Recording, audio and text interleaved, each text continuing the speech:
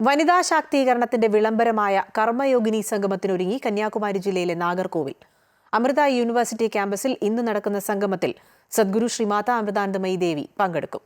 കർമ്മയോഗിനി സംഗമത്തിൽ RSS സർക്കാര്യവാഹ് ദത്താത്രേയ ഹൊസബാലെ മുഖ്യപ്രഭാഷണം നടത്തും. തമിഴ്നാട്ടിൽ നിന്നുള്ള 1,00,000 വനിതകളെ പങ്കെടുപ്പിച്ചുകൊണ്ടാണ് കർമ്മയോഗിനി സംഗമത്തിന് കന്യാകുമാരി ജില്ലയിലെ നാഗർകോവിൽ വേദിയാകുന്നത്. മഹാറാണി അഹല്യാഭായ് ഹോൾക്കാരുടെ 300ാം ജന്മവാർഷികവും രാഷ്ട്രീയ സ്വയം സേവക സംഘത്തിന്റെ 100ാം വാർഷികത്തിന്റെയും ഭാഗമായിട്ടാണ് കർമ്മയോഗിനി സംഗമം.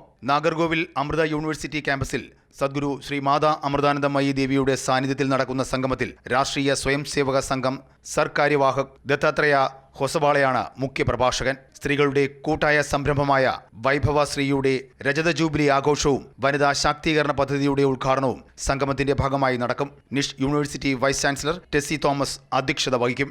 ആധ്യാത്മിക രംഗത്തെ പ്രമുഖ വനിതകളെ കർമ്മയോഗിനി സംഗമത്തിൽ പാദപൂജ ചെയ്ത് ആദരിക്കും. രാജ്യത്തിനു വേണ്ടി സേവനമനുഷ്ഠിച്ച സ്ത്രീകളെക്കുറിച്ചുള്ള പുസ്തകങ്ങളും പ്രകാശനം ചെയ്യും.